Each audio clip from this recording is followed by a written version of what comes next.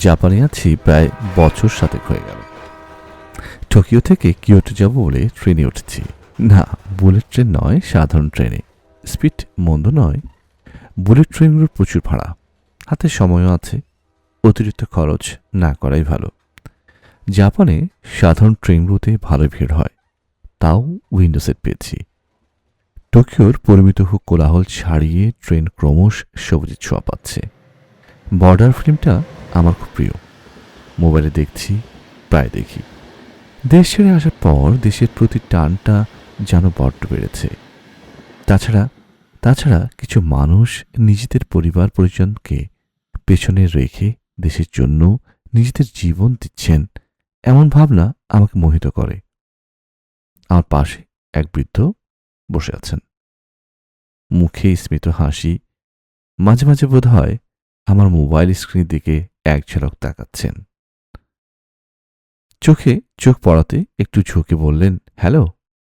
আমি পাল্টা সৌজন্য দেখিয়ে জানলাম আমি কবির, একজন বাংলাদেশি। বৃদ্ধ স্থিমিত কণ্ঠে উত্তর দিলেন, আমি নিশিজাকি। তুমি কি ওয়ার ফিল্ম পছন্দ করো? আমি মাথা ঝাঁকিয়ে বললাম, হ্যাঁ। আমি আমার দেশকে ভালোবাসি। আমাদের দেশের সৈন্যরা নিজেদের দেশের জয়গান করতে করতে মৃত্যুর মুখে ঢলে পড়ছে। এর থেকে বড় স্যাক্রিফাইস আর কি হতে পারে? বৃদ্ধ গম্ভীর হয়ে বললেন, তুমি কোনোদিন যুদ্ধ দেখেছ? আমি দুদিকে মাথা নেড়ে ইঙ্গিতে না বললাম। উনি নিজের মাথাটা সামান্য নামিয়ে মাটির দিকে চেয়ে বললেন, ১৯৪২ সালে আমার বয়স ছিল মাত্র ১৫। দ্বিতীয় বিশ্বযুদ্ধে সারা বিশ্বকে নিজেদের পদানত করার জন্য, সাম্রাজ্য বিস্তারের জন্য শাসকের ইচ্ছেতে আমাদের মরতে পাঠিয়ে দেওয়া হয়েছিল। সিম্পলি মরতে পাঠিয়ে দেওয়া হয়েছিল। আমি জাপানের নৌবাহিনীতে যোগদান করতে বাধ্য হয়েছিলাম। তবে বাড়ি ছাড়ার সময় মার সাথে আমার একটা চুক্তি হয়েছিল। চুক্তি? মায়ের সাথে? সত্যি? অবাক হয়ে জানতে চাইলাম। বৃদ্ধ গোল্ডেন ফ্রেমের ফাঁক দিয়ে আমার দিকে তাকিয়ে বললেন, মা বলেছিলেন তোমাকে কথা দিতে হবে, তুমি বেঁচে থাকবে আর বাড়ি ফিরবে। পুরো প্যাসিফিক রিজিয়ন জুড়ে আমাদের যুদ্ধ করতে হয়েছিল। নৌবাহিনীতে থাকাকালীন একবার ওয়াকিয়ামাতে জাপানি দ্বীপপুঞ্জের অংশ আমরা একটা সুইসাইড মিশনে যাওয়ার জন্য বাধ্য করা হয়।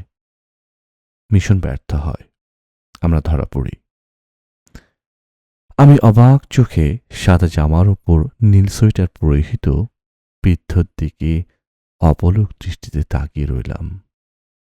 উনি বলে চললেন, আমাদের সকলকে ফায়ারিং স্কোয়াডের সামনে দাঁড় করিয়ে দেয়া হয়েছিল। বেছে বেছে গুলি করে মারা হয়েছিল আমার সহকর্মীদের।